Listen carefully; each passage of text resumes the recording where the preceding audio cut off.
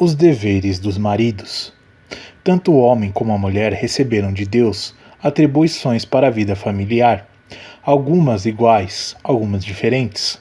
Por exemplo, ao criar a mulher para ser uma ajudadora do seu marido, Gênesis 2:18, o Pai Celeste definiu o papel do homem como cabeça, o governo do lar. E é justamente por esse aspecto que queremos começar abordando os deveres dos maridos.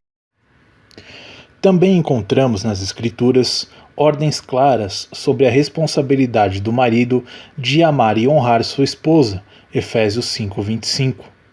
E o que separamos como um papel ainda distinto ser amante físico de sua mulher, 1 Coríntios 7, versículos 3-5.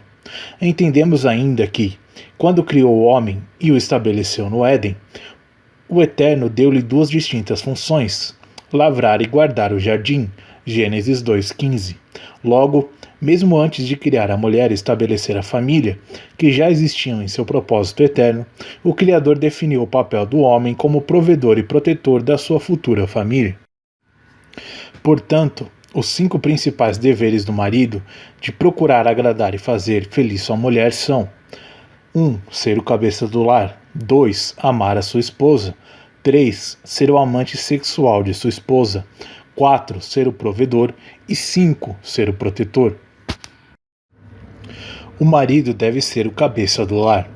Alguns homens erroneamente interpretam sua função de cabeça do lar como uma posição em que os outros, principalmente sua própria esposa, devem reconhecê-lo. Mas quando falamos dos deveres dos maridos, queremos enfatizar o papel que ele, o homem da casa, deve cumprir.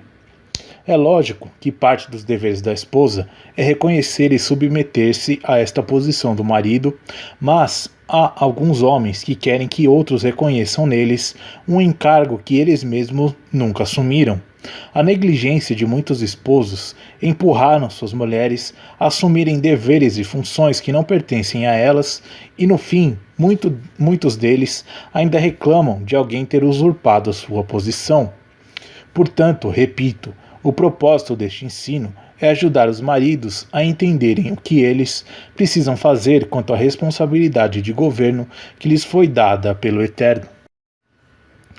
Quero, entretanto, que saibais ser Cristo o cabeça de todo homem, e o homem o cabeça da mulher, e Deus o cabeça de Cristo. 1 Coríntios 11:3. A importância do assunto é destacada na expressão usada pelo apóstolo: quero que saibais que não podemos ignorar os princípios divinos para o funcionamento da família, e um deles é o homem como governo do seu lar. Porque o marido é o cabeça da mulher, como também Cristo é o cabeça da igreja, sendo este mesmo salvador do corpo. Efésios 5:23. É claro que assumir a função de cabeça do lar também exigirá que o marido venha saber como fazer isso. Falaremos sobre essa questão depois de definir qual é o nível de autoridade que o Eterno determinou que o homem exercesse em sua própria casa. Qual é a autoridade do marido sobre a sua esposa? Há uma verdade bíblica que tem sido pouco compreendida por muitos casais cristãos. Trata-se da questão da autoridade do homem sobre sua própria casa, começando pela relação marido e mulher. Este é o primeiro nível vivido antes e depois da chegada dos filhos. A palavra de Deus nos mostra claramente que a mulher, enquanto na condição de filha, estava sob a autoridade de seu pai. Esta autoridade dava ao pai o direito de validar ou não o voto que a sua filha fazia ao Eterno. Falou Moisés aos cabeças das tribos dos filhos de Israel, dizendo: esta é a palavra que o Eterno ordenou. Quando um homem fizer voto ao Eterno ou juramento para obrigar-se a alguma abstinência, não violará a sua palavra, segundo tudo o que prometeu fará. Quando, porém, uma mulher fizer voto ao Eterno ou se obrigar a alguma abstinência, estando em casa de seu pai, na sua mocidade, e seu pai, sabendo do voto da abstinência que ela se obrigou, calar-se para com ela, todos os seus votos serão válidos. Terá de observar toda a abstinência a que se obrigou. Mas seu pai, no dia em que tal souber o desaprovar, não será válido nenhum dos votos dela, nem lhe será preciso observar a abstinência a que se obrigou. O Eterno lhe perdoará, porque o pai dela a isso se opôs. Números 30, versículos 1-5. Agora perceba, na continuação da instrução divina sobre a questão dos votos, no texto bíblico, que o homem, ao casar-se, assume diante do Eterno exatamente a mesma autoridade que o pai tinha sobre sua filha quando esta ainda vivia como solteira em sua casa. Ao casar-se, o marido passava então a ter a mesma autoridade de validar ou não os votos de sua esposa. Porém, se ela se casar, ainda sob seus votos, ou dito e refletido dos seus lábios, com que a si mesma se obrigou, e seu marido, ouvindo calar-se para com ela, no dia em que o ouvir, serão válidos os votos dela, e lhe será preciso observar a abstinência que se obrigou. Mas se seu marido o desaprovar, no dia em que o ouvir e anular o voto que estava sobre ela, como também o dito e refletido dos seus lábios, com que a si mesma se obrigou, o Senhor lhe perdoará. No tocante ao voto da viúva ou da divorciada, tudo com que se obrigar lhe será válido. Porém, se fez voto na casa de seu marido ou com juramento se obrigou a alguma abstinência, e seu marido soube e se calou para com ela, e não desaprovou, todos os votos dela serão válidos. E lhe será preciso observar toda a abstinência a que si mesma se obrigou. Porém, se seu marido lhes anulou no dia em que o soube, tudo quanto saiu dos lábios dela, quer dos seus votos, quer da abstinência, a que si mesma se obrigou, não será válido. Seu marido lhe anulou, e o Eterno perdoará a ela. Todo voto e todo juramento com que ela se obrigou para afligir a sua alma, seu marido pode confirmar ou anular. Porém, se seu marido dia após dia se calar para com ela, então confirma todos os votos dela e tudo aquilo a que ela se obrigou, porquanto se calou para com ela no dia que o soube. Porém, se os anular depois de os ter ouvido, responderá pela obrigação dela. Números 30, versículos 6 a 15. Também é bom saber que, no momento em que o pai está entregando sua filha ao noivo, a autoridade que o pai tinha sobre sua filha está sendo transferida ao marido. Essas verdades não precisam ser ensinadas somente aos maridos e depois do casamento. Deveríamos ensinar isto aos nossos filhos desde a infância, preparando-os para o relacionamento mais importante que um dia virão a ter. Quando as mulheres ouvem falar da submissão ao marido só depois de serem adultas, provavelmente vão reagir de forma contrária ao conceito que parece ser de domínio ou controle, quando na verdade retrata proteção. A mulher sabe que ter um pai que é seu protetor, provedor, líder e que não abusa da autoridade que tem é uma grande bênção. Autoridade versus autoritarismo. A Bíblia faz uma clara distinção entre a autoridade e o autoritarismo, que podemos definir como sendo o uso errado ou abusivo da autoridade. Segundo o dicionário Roais da língua portuguesa, autoritário é alguém que se firma numa autoridade forte, ditatorial, dominador e impositivo. Assim como o Criador é o cabeça de Cristo e Cristo o cabeça do homem, 1 Coríntios 11:3, com o exercício de uma autoridade abençoadora e não dominadora ou ditatorial, assim também deve ser o exercício da autoridade do marido no lar. Yeshua ensinou que os valores do reino do Eterno são diferentes dos valores deste sistema mundano e dos da nossa inclinação carnal. Ele claramente advertiu-nos a não buscar dominar aos outros, e nem tampouco usarmos de autoridade para sermos servidos. Pelo contrário, ele nos ensinou a exercer uma liderança servidora. Mas Yeshua, chamando-os para junto de si, disse-lhes: Sabeis que os que são considerados governadores dos povos têm-nos sob seu domínio, e sobre eles os seus maiorais exercem autoridade. Mas entre vós não é assim, pelo contrário, quem quiser tornar-se grande entre vós, será esse o que vos sirva, e quem quiser ser o primeiro entre vós será servo de todos. Pois o próprio Filho do Homem não veio para ser servido, mas para servir e dar a sua vida em resgate por muitos. Marcos 10, versículos 42 a 45. Portanto, o principal papel do homem como cabeça do lar é servir sua mulher, e depois e também aos seus filhos. Claro que isto envolve dar direção e tomar decisões, só não envolve abuso, tirania e falta de respeito.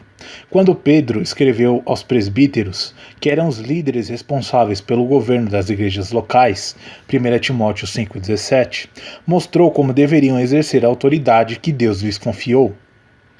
Nem como dominadores dos que vos foram confiados, antes tornando-vos modelos do rebanho, 1 Pedro 5,3. Governar não é dominar, é conduzir por meio de respeito, não de mera imposição. Alguns maridos não entendem a posição dada pelo Eterno à mulher de ajudadora, falaremos mais sobre isso adiante, e agem como se elas não devessem dar opinião alguma sobre nada. A verdade é que o homem deve aprender a ouvir a sua esposa e que o próprio Eterno, certa ocasião, teve que orientar a Abraão, o pai da fé, a fazer isso. Disse, porém, o Eterno a Abraão: não te pareça isso mal por causa do moço e por causa da tua serva. Atende a Sara em tudo que ela te disser, porque por Isaque será chamada tua descendência. Gênesis 21:12. Se ser o cabeça do lar envolvesse tomar decisões sozinho, sem consultar a esposa, o Eterno jamais teria trazido esta orientação. Falaremos mais sobre isso ao falar dos deveres das esposas, que envolve ser uma ajudadora. O governo espiritual do lar. Ser o cabeça do lar envolve conduzir não apenas as questões naturais da vida familiar, mas também e principalmente o governo espiritual do lar. Ao falar sobre as qualificações necessárias para quem deseja o episcopado, o apóstolo Paulo fala sobre a importância de, antes de desejar governar a casa de Deus, governar bem a própria casa. E que governe bem a própria casa, criando os filhos sob disciplina, com todo o respeito, pois, se alguém não sabe governar a própria casa, como cuidará da igreja de Deus? 1 Timóteo 3, versículos 3 e 4. Essa igreja de Deus aqui não é um templo de pedra, nem essas igrejas que existem hoje, mas sim comunidade de pessoas da mesma fé em Yeshua HaMashiach e no Deus único. Ao dar as mesmas orientações a Tito, o apóstolo deixa claro que os filhos não devem apenas ser bem educados por seus pais, mas devem ser crentes. Esta característica revela uma família que é governada espiritualmente. Por esta causa te deixei em Creta, para que pusesses em ordem as coisas restantes, bem como, em cada cidade, constituísses presbíteros, conforme te prescrevi, alguém que seja irrepreensível, marido de uma só mulher, que tenha filhos crentes, que não são acusados de dissolução, nem são insubordinados. Tito 1, versículos 5 e 6. O chefe de família deve conduzir a sua casa no temor ao Eterno. Isso não é missão apenas de um candidato ao ministério, mas de todo cristão, porque o ministro deve servir de exemplo. Dele é requerido o modelo que os demais devem seguir. 1 Timóteo 4, versículo 11. Prepararei um capítulo dentro deste estudo intitulado A Vida Espiritual da Família, onde vou detalhar esta questão do governo espiritual do lar. Portanto, aqui faremos apenas menção deste aspecto do dever do marido de governar, também no quesito espiritual, a sua família. O espírito de Jezabel. Há um espírito, leia-se atitude ou comportamento. Embora eu creia que há de fato um espírito maligno que instiga essa forma de agir, que tem trazido muita destruição nos matrimônios e também nas igrejas, que quero chamar de espírito de Jezabel. A razão de assim denominá-la é porque vejo que, na carta à igreja de Tiatira, o próprio Yeshua também o fez. Na carta à igreja de Pérgamo, ele menciona o conselho de Balaão, Apocalipse 2,14, e o quanto isso foi nocivo a Israel.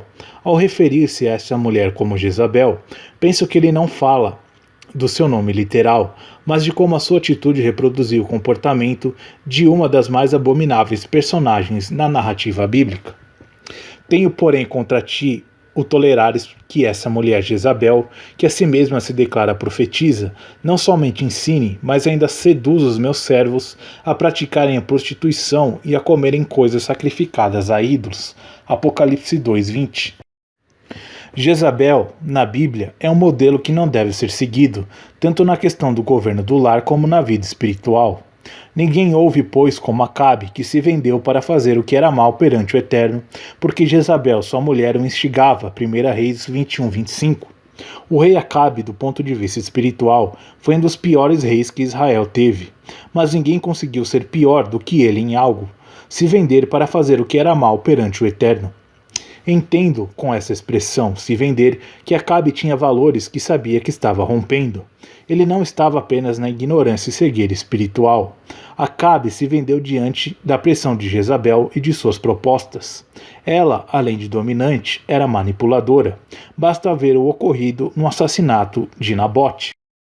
Então Acabe veio para sua casa, desgostoso e indignado por causa da palavra que Nabote, o jezreelita, lhe falara. Pois este lhe dissera: não te darei a herança de meus pais. Tendo-se deitado na sua cama, virou a rosto, e não quis comer. Mas vindo a ele Jezabel, sua mulher, lhe disse: por que está o teu espírito tão desgostoso que não quer comer? E ele lhe respondeu: porque falei a Nabote, o jezreelita, e lhe disse: dá-me a tua vinha por dinheiro, ou se te apraz, te darei outra vinha em outro lugar. Ele, porém, disse: não te darei a minha vinha. Ao que Jezabel, sua mulher, lhe disse: governas tu agora no reino de Israel? Levanta-te, come e alegre-se o teu coração. Eu te darei a vinha de Nabote, o jezreelita. 1 Reis 21, versículos 4 a 7. Na verdade, há momentos em que Acabe parecia um menino mimado e Jezabel age como se fosse sua mãe. A pergunta que ela faz: governas tu agora no reino de Israel? Significa mais ou menos o seguinte: quem é que manda aqui, Nabote ou você? Mas a atitude dela de resolver a situação expressa a seguinte mensagem: se você não é homem para resolver isso, deixa que eu faço isso por você. E 1 Reis 21, versículos 8 a 14, narra como Jezabel ordena que um falso testemunho seja levantado contra Nabote, para que ele seja apedrejado e depois morto e sua vinha fosse confiscada. Jezabel é o exemplo de uma mulher dominante, manipuladora e instigadora que controlou a vida de seu marido, levando-o para longe do eterno e da sua palavra. Não se deixe manipular. Apesar de inicialmente falar de uma mulher específica, Jezabel, a abordagem bíblica sempre foi clara no sentido de que o homem tome cuidado e não se deixe manipular por mulher alguma. A mulher não precisa gritar ou tentar convencer o homem a fazer algo à força. Não creio que Eva precisou de nada disso para convencer Adão a comer do fruto proibido. As mulheres têm seu charme, suas habilidades de persuasão e influência, e várias vezes vemos exemplos disso na narrativa bíblica. Para que não faças aliança com os moradores da terra. Não suceda que, em se prostituindo eles com seus deuses e lhes sacrificando, alguém te convide e coma dos seus sacrifícios e tome mulheres das suas filhas para os teus filhos, e suas filhas, prostituindo-se com seus deuses, façam que também os teus filhos se prostituam com seus deuses. Êxodo 34, versículos 15 e 16. O Eterno trouxe essas advertências porque sabia muito bem que isto iria acontecer. Como ocorreu várias vezes na história de Israel, o exemplo clássico se deu sob o que é chamado de o Conselho de Balaão, Números 31:16. Habitando Israel em Sitim, começou o povo a prostituir-se com as filhas dos moabitas. Estas convidaram o povo aos sacrifícios dos seus deuses, e o povo comeu e inclinou-se aos deuses delas. Números 25, versículo 1 e 2. Podemos olhar para a vida de Sansão e perceber que, embora homem algum pudesse dobrá-lo à força, as mulheres faziam isto com uma simples frase de chantagem emocional. Ah, você não me ama. Se me amasse, não faria assim. Veja o exemplo do ocorrido, primeiro com a mulher filisteia com a qual ele se casou e depois com Dalila. Ao 7º dia, disseram à mulher de Sansão: persuade a teu marido que nos declare o enigma, para que não queimemos a ti e a casa de teu pai. Convidaste-nos para vos apossardes do que é nosso, não é assim? A mulher de Sansão chorou diante dele e disse: tão somente me aborreces e não me amas, pois deste aos meus patrícios um enigma a decifrar e ainda não me declaraste a mim. Ele lhe disse: nem a meu pai nem a minha mãe o declarei, e te declararia a ti? Ela chorava diante dele os 7 dias em que celebrava as bodas.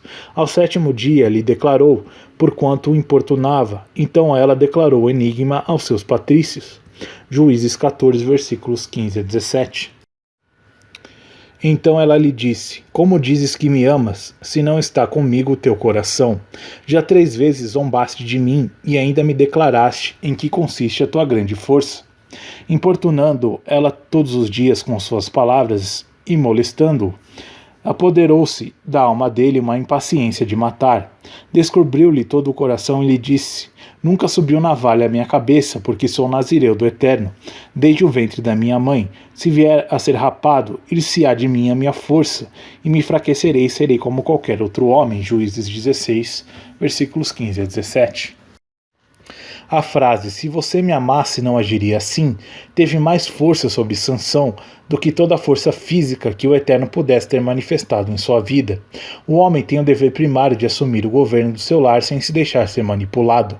É lógico que parte da função da ajudadora da mulher é auxiliar o marido a tomar decisões com bons conselhos, mas toda tentativa de controle e manipulação deve ser firmemente resistida. O homem deve amar a sua esposa. O primeiro conceito que quero abordar aqui é que amar é mais do que sentir algo. É decidir doar-se. Se o amor, em especial o conjugal, fosse algo meramente espontâneo, como é o conceito de paixão que muitos possuem, não haveria necessidade de recebermos uma ordem divina acerca de amar a esposa. Se o Eterno ordenou, então somos obrigados a obedecer. Amar é porque podemos fazer isso por escolha, por decisão. Gosto de uma declaração de John Scott que exprime bem isso. O amor cristão não é vítima de nossas emoções, mas servo da nossa vontade. Eis o mandamento divino. Maridos, amai vossa mulher, como também Cristo amou a igreja e a si mesmo se entregou por ela, para que a santificasse, tendo-a purificado por meio da lavagem de água pela palavra. Efésios 5:25. Observe que o padrão estabelecido pelo Eterno é de que o marido não apenas ame a sua esposa, mas faça isso dentro do mais alto padrão de entrega, como também Cristo amou a igreja e a si mesmo se entregou por ela. Portanto, para entender como o homem deve amar a sua esposa, é necessário refletir sobre como Cristo amou a igreja. Em primeiro lugar, e destacando a ideia de que o amor é mais do que um sentimento involuntário, é importante lembrar em que condição Yeshua amou a sua igreja. Nós não o amávamos. As Escrituras declaram que hoje nós o amamos porque ele nos amou primeiro. 1 João 4,19. No nosso amor, é uma retribuição ao amor dele e não o contrário. Na verdade, a palavra do Eterno ressalta que fomos amados por ele enquanto ainda éramos seus inimigos. Romanos 8, versículos 8 a 10. Portanto, o marido não deve apenas amar a sua esposa, se ela estiver demonstrando grande afeto ou paixão por ele, ou somente se ela estiver sendo uma boa esposa. Ele decide amar e a conquista com seu amor. A Bíblia diz que a fé opera pelo amor, Gálatas 5:6. O amor nos faz enxergar o que a pessoa ainda não é, o que ela se tornará como fruto de todo investimento de amor feito. Foi exatamente isso que Yeshua fez por nós, e este é o padrão que devemos repetir. Por conta deste inquestionável princípio bíblico, concordo com o que Charles Stanley disse. Quando o homem ama sua esposa corretamente, ela se torna mais do que ele sonhou e muito além do que ele merece. Em segundo lugar, o texto bíblico diz que Yeshua a si mesmo se entregou por ela. O amor, portanto, é uma entrega sacrificial, uma doação de si mesmo. Este é o conceito bíblico do amor. Jean Anouilh afirmou: o amor é, acima de tudo, a doação de si mesmo. Porém, as Sagradas Escrituras já ensinavam esta verdade muito tempo antes.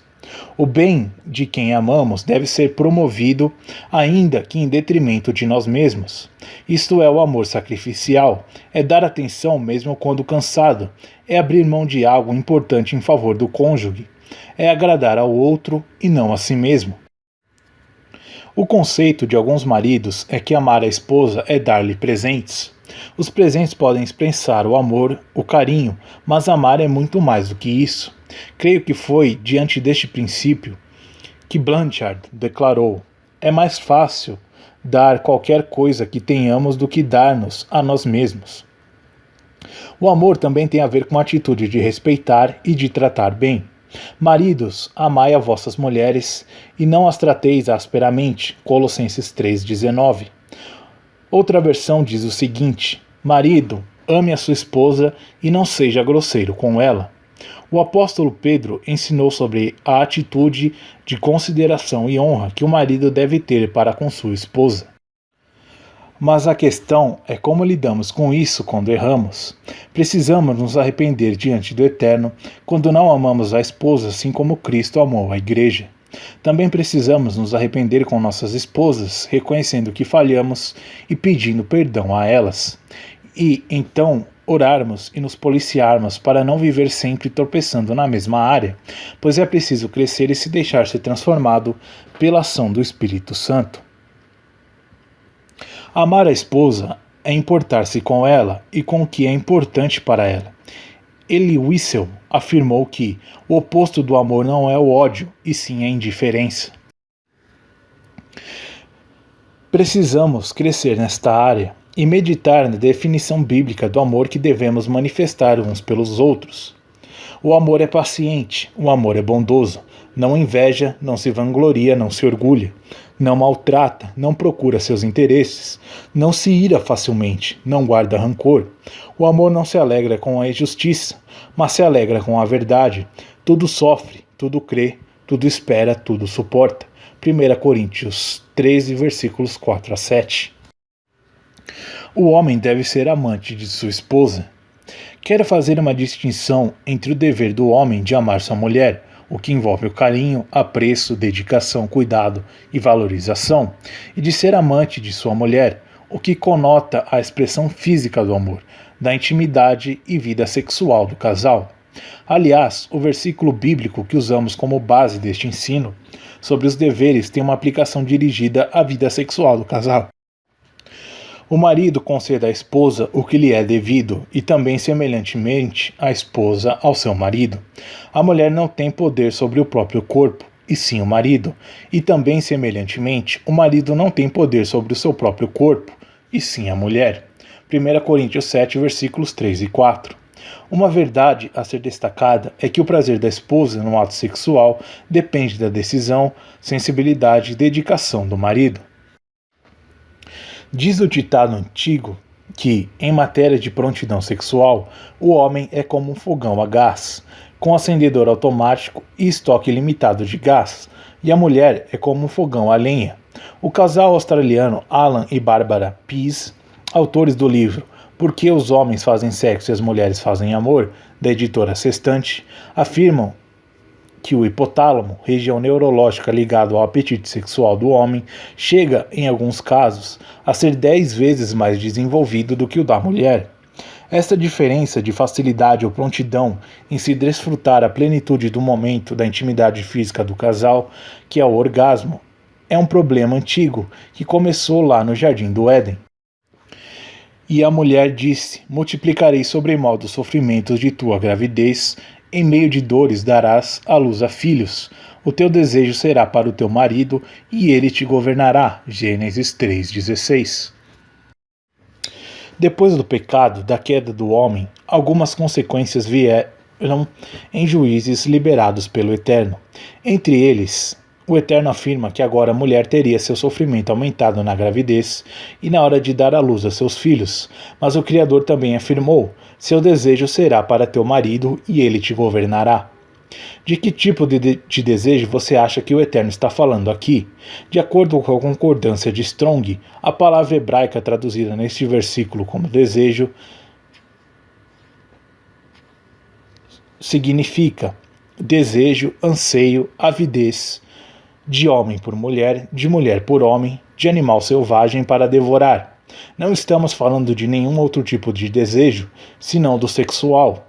Mas o Eterno declarou à mulher: seu desejo será para teu marido e ele te governará. De que governo está sendo falado aqui? Lembre-se que esta é uma palavra de maldição, de juízo, onde as coisas ficaram piores do que deveriam. E não podemos ignorar o fato de que o Eterno já havia criado o homem primeiro para governar e ser o cabeça do lar. Logo, esta expressão, ele te governará, gosto da versão que diz dominará, não se refere ao governo do lar, mas significa que o desejo da mulher dependeria do homem para ser ou não satisfeito. Penso que foi neste momento que esta diferença de apetite e prontidão sexual ficou estabelecida. O Eterno estava dizendo à mulher que, na questão de seu desejo sexual, a decisão dela desfrutar isso ou não dependeria da escolha da decisão do seu marido. Ao longo da existência humana, muitos maridos, se não a maioria, negaram, às vezes até por ignorância, o prazer às suas esposas. Os maridos devem saber trabalhar esta questão. Muitas vezes não semeiam nada durante todo o dia e depois querem a colheita antes de irem dormir. Aprendi quando ainda o homem deve ser o provedor de sua esposa. Outro dever importante dos maridos está relacionado ao quesito provisão. O homem deve ser o provedor das necessidades da mulher e de toda a sua casa. Assim também os maridos devem amar a sua mulher como ao próprio corpo. Quem ama a esposa, a si mesmo se ama, porque ninguém jamais odiou a própria carne, antes a alimenta e dela cuida, como também Cristo faz com a igreja, porque somos membros do seu corpo. Efésios 5, versículos 28 a 30. Ao falar de alimentar e cuidar da esposa, o apóstolo Paulo não está falando que o homem tenha que cozinhar ou dar comida na boca de sua esposa. Fala do seu papel de trazer ao lar a provisão como uma expressão de seu cuidado por ela. A mulher, quando ainda solteira, tinha na pessoa de seu pai o provedor. No entanto, quando um casal contrai a aliança nupcial, estão os dois deixando pai e mãe para unir-se e tornar-se em uma só carne. Gênesis 2:24. Salvo raríssimas exceções, em situações realmente imprevistas e temporárias, nenhum casal deveria depender financeiramente dos pais. É necessário que haja autonomia. O cordão umbilical deve ser cortado na questão material e financeira, além da questão do governo do lar. Portanto, mesmo antes de casar-se, o homem já deve ser responsável e ter condições de oferecer suprimento ao lar. Veja o que o livro dos Conselhos da Sabedoria, Provérbios, diz acerca disso. Cuida dos teus negócios lá fora, apronta a lavoura no campo e depois edifica a tua casa. Provérbios 24:27. E outra versão diz: não construa a sua casa, nem forme o seu lar, até que as suas plantações estejam prontas e você esteja certo de que pode ganhar a vida. A omissão deliberada do cuidado natural de provisão para com a família é um pecado muito grave. Ora, se alguém não tem cuidado dos seus, especialmente dos da própria casa, tem negado a fé e é pior do que o descrente. 1 Timóteo 5:8. Quando Paulo fala do cuidado, o contexto é justamente o cuidado material. Qualquer pessoa tem a obrigação de cuidado para com seus familiares, mas a posição do homem como provedor o coloca numa condição de maior responsabilidade. Isto não quer dizer que ele tenha a obrigação de atender todos os caprichos da esposa ou dos filhos, nem é que tenha que ser rico, mas suprir o essencial. Há muitas situações em que a mulher também trabalha fora e coopera com o sustento. Não creio que isto seja errado, desde que o cuidado e a criação dos filhos não sejam comprometidos, o que, infelizmente, não tem acontecido com muitos casais que trabalham fora. Também não vejo problema no fato da esposa, que também trabalha fora, ganhar mais que o marido, pois, se por um lado ele tem a responsabilidade de suprir a casa, por outro lado, nada o impede de ser ajudado. Errado é trocar papéis, coisa que está acontecendo cada vez mais ultimamente, e o homem ficar em casa enquanto a mulher traz o sustento. Embora eu acredite que se é correto a mulher ajudar o marido a trazer o sustento do lar, também é correto que o marido a ajude com os filhos e as tarefas de casa. Porém, um acordo de cooperação mútua não deve levar o casal a trocar suas responsabilidades e deveres. O homem deve ser o protetor de sua esposa. Mencionei antes que, quando o Eterno criou o homem e o estabeleceu no Éden, deu-lhe duas funções: lavrar e guardar o jardim. Tomou, pois, o Eterno, o homem, e o pôs no jardim do Éden para o lavrar e guardar. Gênesis 2:15. Portanto, concluímos que, mesmo antes de criar a mulher e instituir a família, o Criador definiu o papel do homem como provedor do lar, quem lavra o jardim para dele extrair o sustento, e protetor da sua família, quem guarda de qualquer ameaça o jardim. Agora, vamos pensar em que tipo de proteção o Eterno tinha em mente quando deu esta ordem a Adão. Quem mais havia no jardim? Ninguém. Nem mesmo Eva ainda havia sido criada e o homem está literalmente sozinho no Éden. É evidente, portanto, que Adão deveria proteger sua esposa do ataque maligno de Satanás, chamado pelas Escrituras de antiga serpente, Apocalipse 12:9. Quando se fala de proteção, muitos machões pensam só no aspecto físico dessa responsabilidade e já se imaginam dando uma surra em quem mexer com a sua mulher. Mas o dever do marido de proteger a sua esposa e filhos começa pela responsabilidade de exercer devidamente seu papel de governo espiritual e estender cobertura de oração pela sua casa. Também envolve o papel de ensinar sua casa a andar na palavra do Eterno e assim protegê-los da influência do mundo e do pecado. Deuteronômio 6:7 e 1 Coríntios 14:35. Além da proteção espiritual, penso que o homem ainda deva proteger sua esposa no âmbito emocional, sem excluir a proteção física. Agrada-me a ideia de ser o guarda-costas da esposa e estar disposto até mesmo a levar bala por ela. Se temos que amar a esposa como Cristo amou a igreja, Efésios 5:25, cuidar da esposa como Cristo cuida da igreja, Efésios 5:29, então a lógica me leva a concluir que não há como ignorar o fato de que, se Yeshua protege a sua igreja, Mateus 16:18, devemos proteger também as nossas esposas.